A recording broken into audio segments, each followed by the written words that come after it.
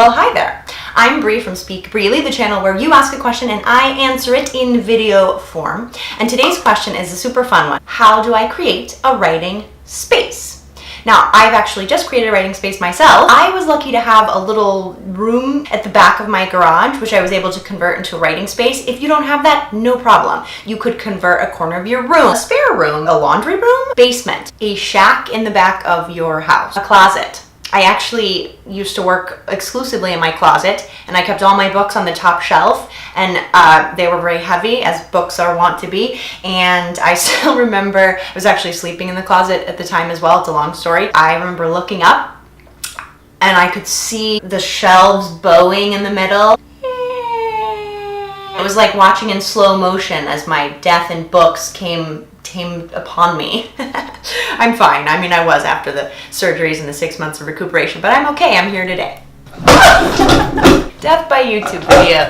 To make it easy to remember how you can create a great writing space, I'll be sharing with you today the 9 P's. P number 1, paint.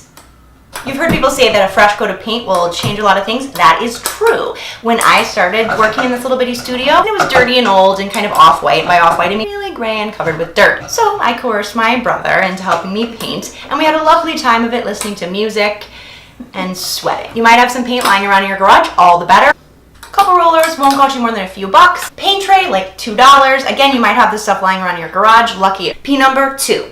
Painting, or a picture if you prefer. I like to have one piece of art in my writing space that inspires me. If you're saying, Bree, I can't afford a painting, neither can I. So, what did I do? Thrift store.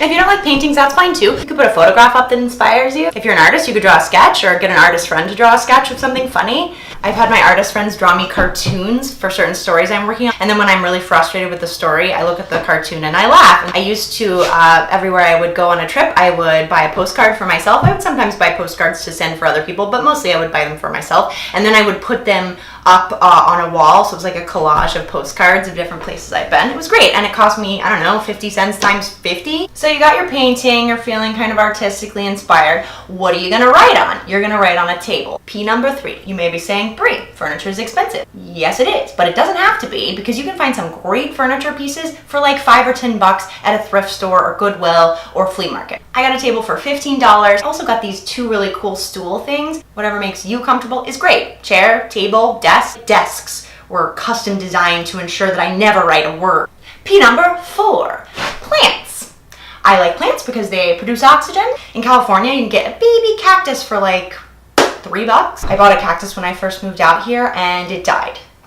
I couldn't keep a cactus alive. It can be whatever kind of plant you want. Maybe you hate plants. Maybe you're like, die plants, fine. You want a little splash of green or a little life to remind you of the lives you're creating in your story world. Plant. So you have your plant, you're breathing in more oxygen, your brain is freeing up for all the story ideas you're going to have. What's next? P number 5, pillows. I like pillows because if you've watched my previous video, you know that my posture is not so great when I'm writing. Cashew. So if I put a pillow up under me, it helps me lengthen my spine, and it's just more comfortable than sitting on a hard stool or chair. You can also get them at thrift stores, and they can add a splash of color to your room. P number 6, pins. I like to keep a little bulletin board in my writing space because I make notes for myself, and something about making tactile notes that I can actually move around on the board frees up my brain. I do use notes on my phone as well, and you can certainly take notes on your computer, but I don't know. I encourage you to try it. Try like touching little pins and pressing them into the corkboard because it feels satisfying to me in a way that sometimes sitting at a laptop does not. Here is my custom designed bulletin board. You don't have to do this. You can buy a bulletin board for super cheap at like Target. I found a frame that I really loved, and this cork board that I bought at a thrift store. Can you tell? I like shopping at thrift stores. And it wasn't quite big enough, so I improvised a little bit of cardboard, the last little square of cardboard covered with wrapping paper from my birthday presents. Custom cork board. Stick pins in this all day long. Well, I just dropped P number 7. Pins!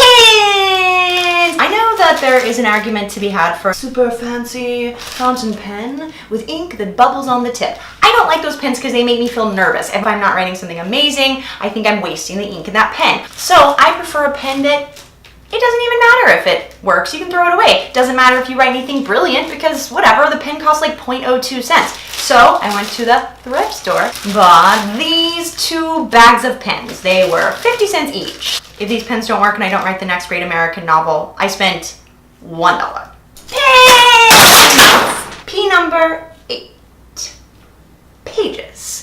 I say pages because it could mean a literal page, papers, or it could mean pages on your computer if you have a Mac, or it could mean Microsoft Word or Scrivener, or whatever program software you want to use to write. The key is you need something to put the words down on. Now, I like working on my laptop. I'm fastest on my laptop, but sometimes it really breaks me out of a rut to write by hand. We'll be talking more about that in my How to Beat Writer's Block video in the next couple of weeks. Personally, I like composition books or notebooks that maybe cost like $1 at a dollar store. Helps kind of free me up from thinking too much about what I'm writing. We've come to P number 9, playthings. Now, this is something I don't hear a lot of writers talk about, but it's super important to me because if I don't have a sense of play in the space where I'm trying to write, I get really judgmental of myself and I kind of take myself too seriously. Oh, I'm writing words. And it's like, they're just words, it's just made up characters. I like to always keep something on hand that will make me laugh. You can also combo things that maybe have a more functional use, but give them an element of play. Sometimes if I'm doing writing sprints, I will set the timer for 10 minutes or 30 minutes or whatever,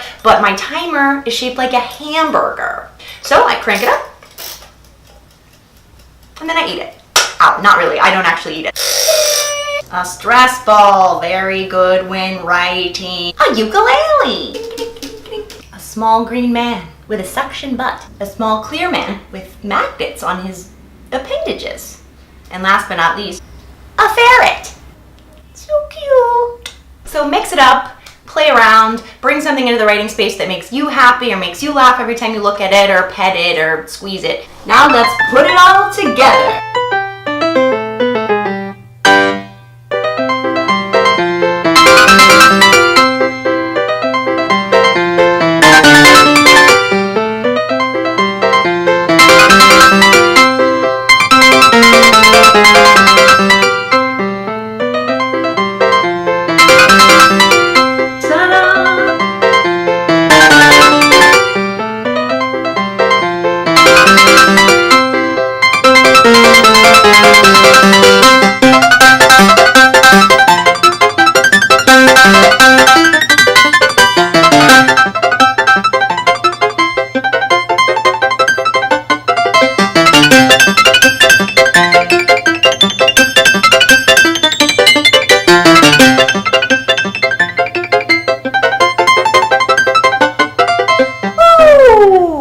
So that's it, we did it. I now have a beautiful writing space in the back of my garage. Thank you guys so much for watching this video. If you liked it, please like it below, subscribe to my channel, share it with your friends, send me videos or pictures of how you create your own writing space. You don't have to do it just like mine. Take what you like and forget the rest. Speak freely or forever hold your peace.